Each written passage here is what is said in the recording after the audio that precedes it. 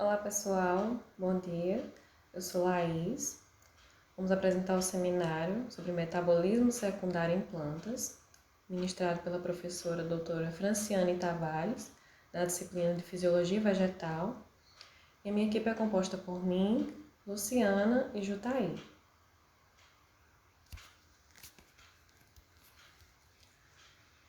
No decorrer do seminário, iremos abordar o que é metabolismo secundário, os tipos de metabolismo primário e secundário, a função do metabolismo secundário, os principais compostos, que são os fenólicos, terpenos e alcaloides. Temos os exemplos de famílias e espécies vegetais da caatinga com esses compostos. Os fatores influenciáveis ao metabolismo secundário, a importância do metabolismo secundário, entre eles a importância ecológica, econômica e medicinal, e as nossas referências. Bom, o que é metabolismo secundário? As plantas, devido à sua forma séssil, a qual elas diferem dos animais, que os animais possuem estruturas específicas, e podem realizar movimentos para se deslocar ou se defender. Os vegetais não conseguem, não têm essa capacidade quando elas estão submetidas a situações, desfavoráveis ou estressantes. Então, ao longo da sua história evolutiva, os vegetais, foram selecionados e adquiriram estratégias e vantagens de defesa para a sobrevivência, utilizando os compostos e substâncias que são esses metabólitos secundários. Então, o metabolismo secundário são compostos orgânicos de grande diversidade produzidos pelos vegetais que não têm função direta no seu crescimento e desenvolvimento. Ou seja, essas plantas elas só vão produzir em necessidades, porque isso é gasto de energia. Então, elas não vão ativar esses compostos em momentos desnecessários, somente em necessidades para sobreviver ou competir. E qual a diferença entre metabólitos primários e metabólitos secundários? Ao longo da disciplina de Fisiologia Vegetal, nós estudamos os hormônios vegetais, fotossíntese, ciclo de Krebs, transporte de solutos, muitos outros. E isso é o que a gente chama de metabólitos primários, e desempenham uma função essencial no vegetal. E ocorrem em todas as células vegetais vivas de maneira universal, ou seja, são idênticos em todas as plantas. E elas estão atreladas com o crescimento, a divisão celular, armazenamento, respiração e também reprodução. E já os metabólitos secundários, eles são diferentes dos primários, onde eles originam compostos que não possuem uma distribuição universal, pois não são necessários para todas as plantas, como já foi dito anteriormente. Como já foi mencionado, alguns metabólitos eles são específicos para algumas espécies de plantas, Mas de maneira geral, esses metabólitos secundários desempenham diversas funções, Tais como a defesa contra herbívoros e patógenos, a alelopatia, a proteção contra raios ultravioleta e poluição, na atração de polinizadores e dispersores, perpetuando a espécie.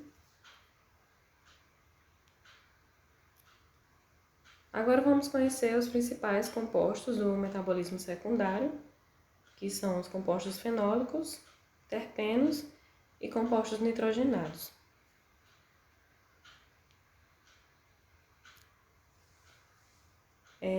Thais e seus colaboradores, em 2017, nos seus trabalhos, concluíram que os compostos fenólicos vegetais constituem um grupo quimicamente heterogêneo com cerca de 10.000 compostos.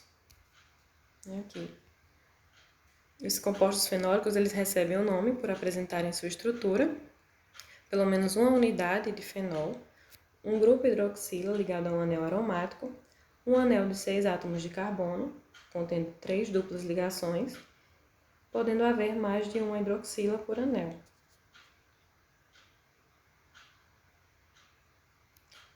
Os fenólicos são um grupo de compostos bastante presentes no nosso dia a dia, né? Embora a gente nem se dê conta disso.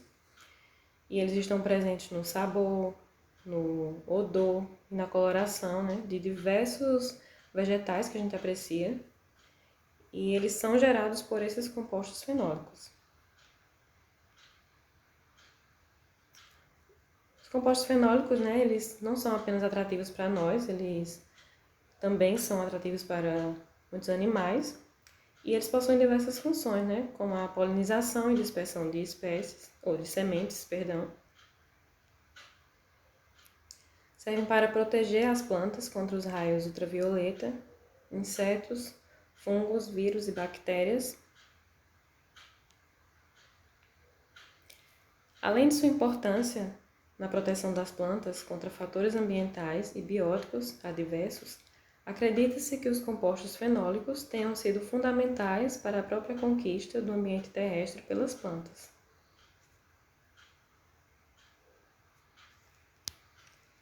Dentro do grupo dos compostos fenólicos, tem uma classe que é bastante importante, né, para o vegetal, que ela é conhecida como flavonoides, que está ausente em fungos, nas algas, briófitas e pteridófitas, mas que é de extrema importância nas angiospermas, né?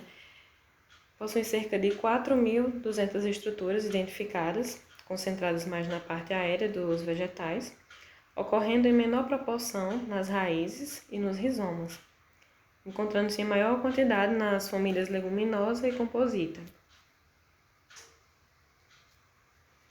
E esse composto está envolvido principalmente na sinalização entre plantas e organismos, como na atração de insetos polinizadores, na proteção das plantas contra os danos causados pela luz ultravioleta. Os flavonoides são divididos em 4 grandes grupos que iremos discutir ao longo do trabalho, que são antocianinas, flavonas, isoflavonoides e flavonoides. As antocianinas consistem no grupo mais comum dos flavonoides pigmentados, as quais são responsáveis pela maioria das cores vermelha, rosa, roxa e azul, observadas em flores e frutos. Suas funções estão nos pigmentos, nas cores vermelhas das frutas, vinho, na coloração das pétalas das flores. Como exemplo aqui nós temos o roxo da uva, o vermelho do morango, a cor rosa da espécie Catharanthus roseus e a azul da Ipomoea nil.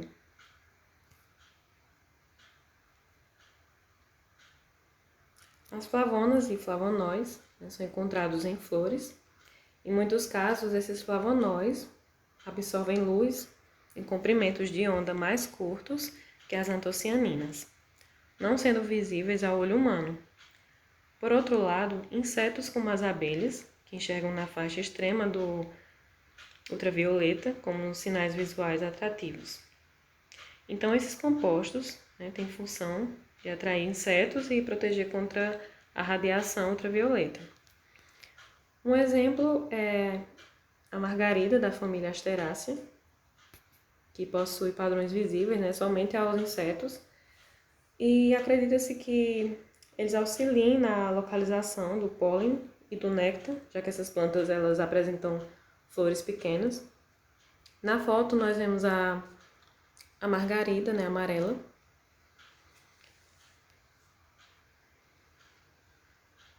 E como ela é vista pelos humanos, nessa figura na imagem A, e como deve ser vista pelas abelhas na figura B.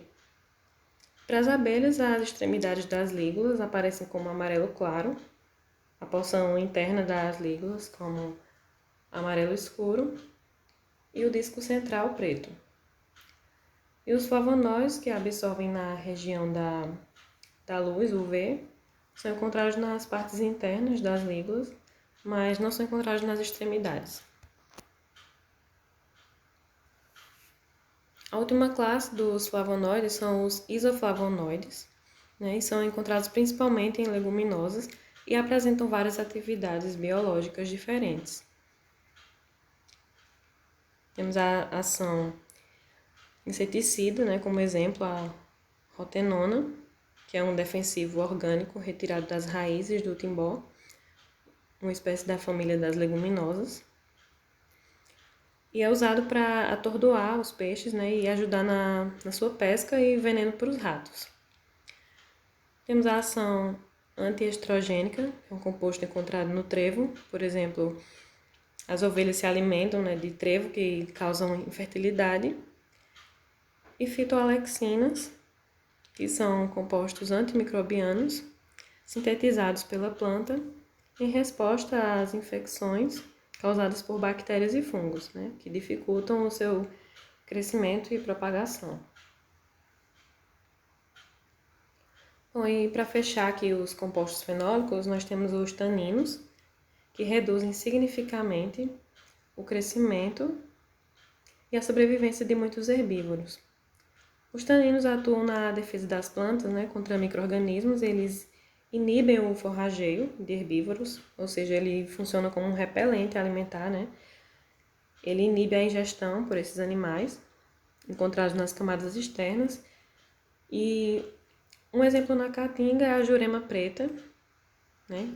Vocês podem visualizar. Ela contém altas concentrações de taninos na casca do caule e diminui a atividade microbiana. Entrando agora nos compostos terpenos, né, que representam mais de 55 mil moléculas descobertas, constituindo a maior e mais complexa classe de produtos naturais. Eles são classificados com base em unidades de 5 carbonos.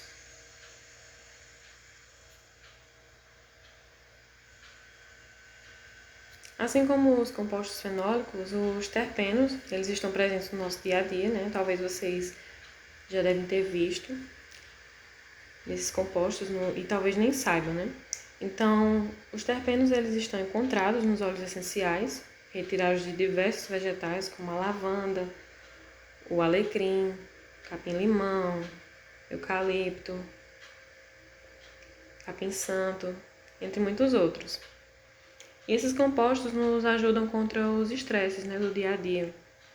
E além desses, estão presentes também nos produtos cosméticos, as bebidas, nos frutos como a laranja, o limão e a cenoura.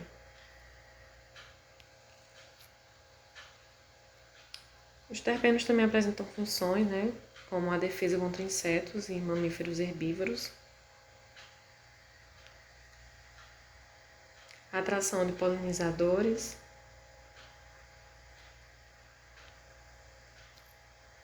e proteção contra a perda de água e temperatura.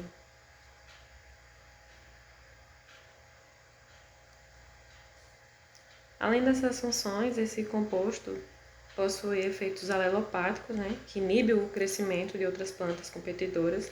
Um exemplo também que pode ser usado é o eucalipto. Elas vão inibir o crescimento de outras plantas ali ao redor. Elas liberam aleloquímicos no meio ambiente que afetam esse crescimento das outras plantas ali presentes.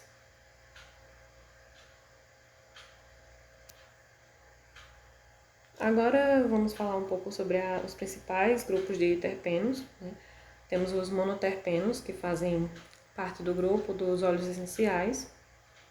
Esse composto tem a função nos vegetais, né, de atrair os polinizadores através de seu aroma, principalmente os animais de hábitos noturnos. Como exemplo, o limoneno e o mentol, né, compostos encontrados no limão e hortelã. Eles possuem um cheiro agradável, né, também para nós.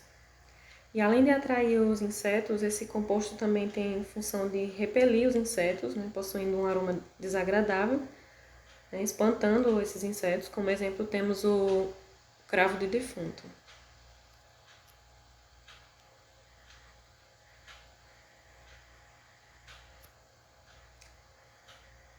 Bom, dependendo da família, podem ocorrer as estruturas, né, como ocorre em pelos glandulares, que liberam substâncias pegajosas. Como exemplo, temos a lamiácea. As células parenquimáticas, laurácea, piperácea e poácea, representando aí um exemplo. Canais oleíferos, representando a apiácea. Ou em bolsas lisígenas ou esquizolisígenas, representando como exemplo a família Pinácea e a Rutácea. Eles podem, né, estar estocados em flores, como exemplo a laranjeira, em folhas, por exemplo, capim-limão, eucalipto e louro, ou nas cascas dos caules, como exemplo as canelas, em frutos, como a erva doce, e em madeiras, como exemplo o sândalo e pau-rosa. Os sesquiterpenos, né, assim como os monoterpenos, eles estão envolvidos na defesa contra pragas e doenças.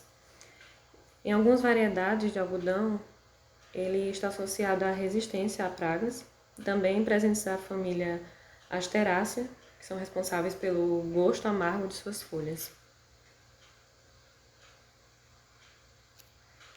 O outro grupo são os diterpenos, normalmente estão associados às resinas de muitas plantas. Um exemplo é a resina cicatrizante do jatobá. E os principais papéis desempenhados são na cicatrização das plantas e defesa contra os insetos e micro-organismos.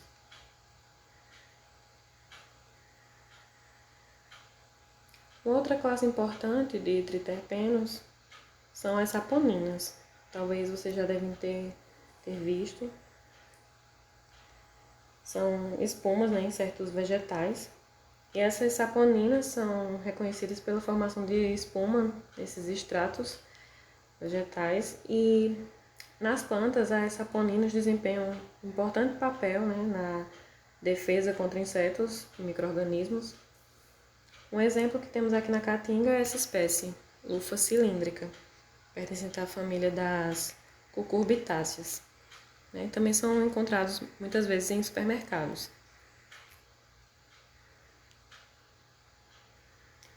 Bom, para finalizar os grupos dos terpenos, temos aqui as plantas mais ricas, talvez encontradas no quintal da casa de vocês, que são hortelã, alfavaca e manjericão, da família Lamiácea, capim-santo, da família Poácea, a erva cidreira, da família Verbenácea, a laranjeira e limoeiro, da família Rutácea.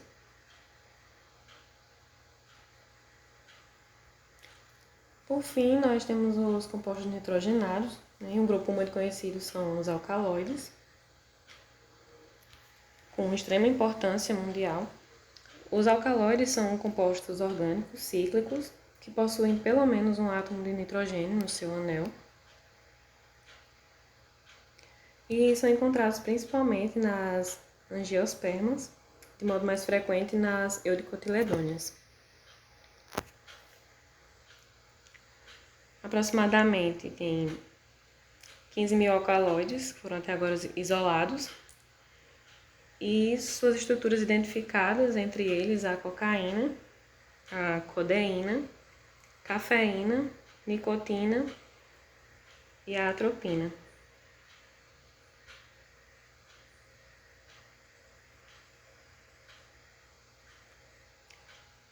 Temos aqui a função, né, da maioria dos alcaloides em plantas, tem a função de defesa contra predadores, especialmente os mamíferos, como vocês estão vendo aqui na imagem.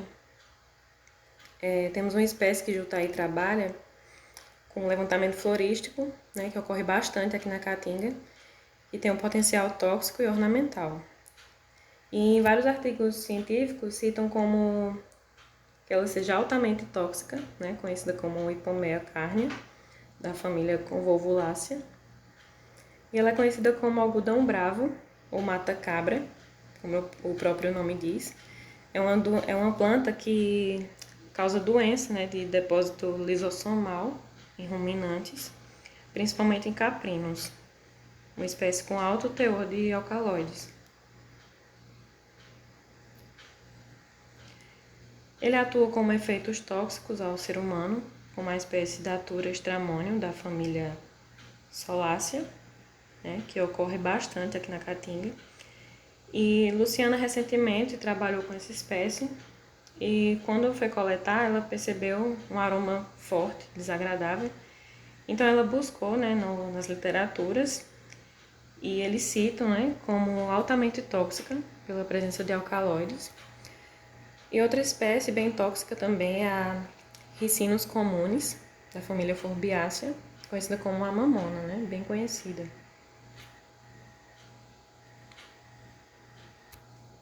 Apesar dos alcaloides provocar, né, diversas reações com essa toxicidade, esse composto é altamente rico em propriedades medicinais, né, onde é bastante utilizado mundialmente. Os alcaloides mais conhecidos e utilizados, né, temos aí a nicotina, que é formada nas raízes do tabaco da espécie Nicotiana tabacum, da família Solanaceae. E ela é translocada, né, posteriormente para as folhas nas quais ela é armazenada e usada para produzir o fumo presente nos cigarros.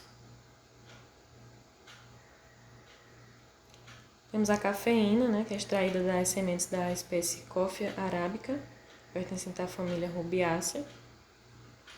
Também está presente no chá preto, no café e em outras bebidas. Ela age como estimulante do sistema nervoso central. Temos a cocaína, extraída das folhas da espécie Erythroxylum coca, né, pertencente à família Erythroxylaceae.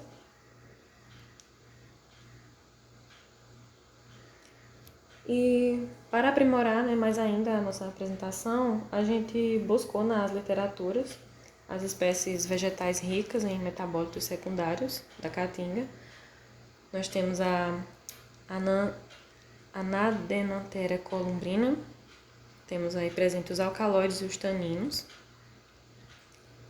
Temos a Jatropha gossypifolia, da família Forbiaceae, que é conhecido como peão roxo, né? Estão presentes os flavonoides, alcaloides, terpenoides e taninos.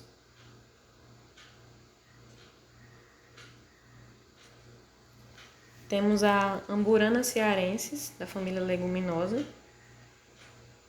Está presente aí os flavonoides e os taninos. E temos aqui no cajueiro, né, da família Anacardiaceae, os alcaloides e os taninos.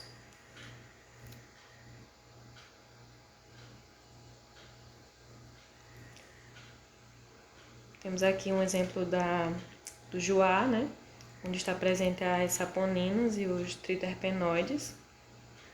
E por fim, da família leguminosa, né, está presente os alcaloides e os terpenos, a catingueira como um exemplo aí.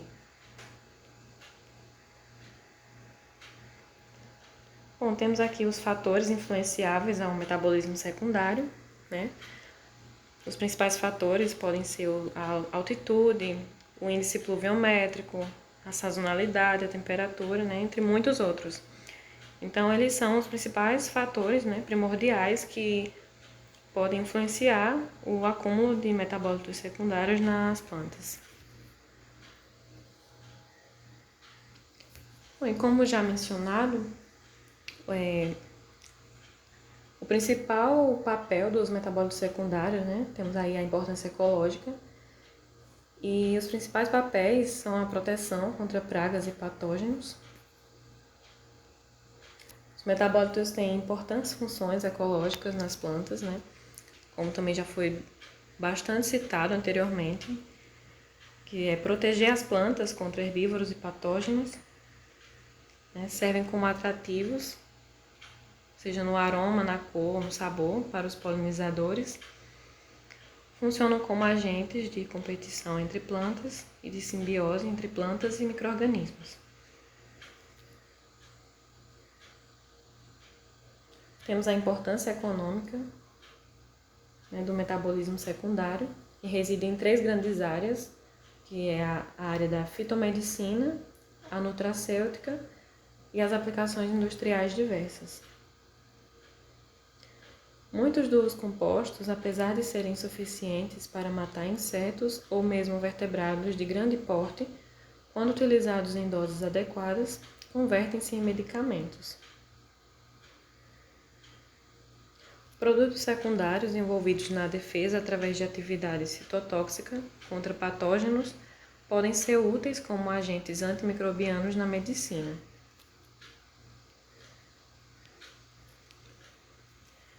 E aqueles envolvidos na defesa contra a herbivoria, através da atividade neurotóxica, podem ter efeitos benéficos no homem, atuando como antidepressivos, sedativos, relaxantes musculares ou anestésicos.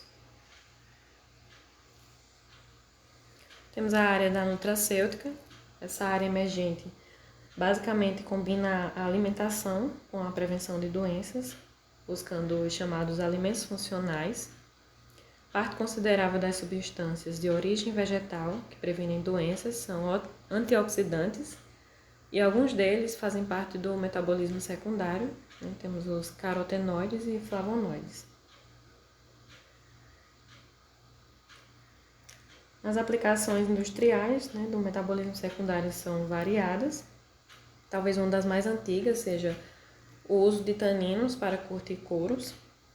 Essa aplicação toma vantagem da habilidade dos taninos de se complexarem com proteínas, que nas plantas é explorado como defesa à herbivoria.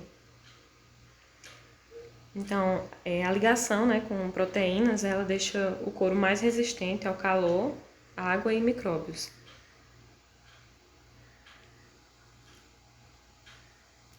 As espécies vegetais mais utilizadas como fontes de tanino são o quebracho e a acácia.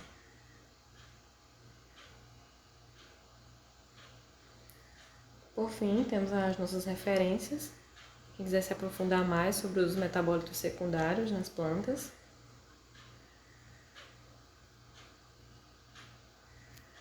E obrigada!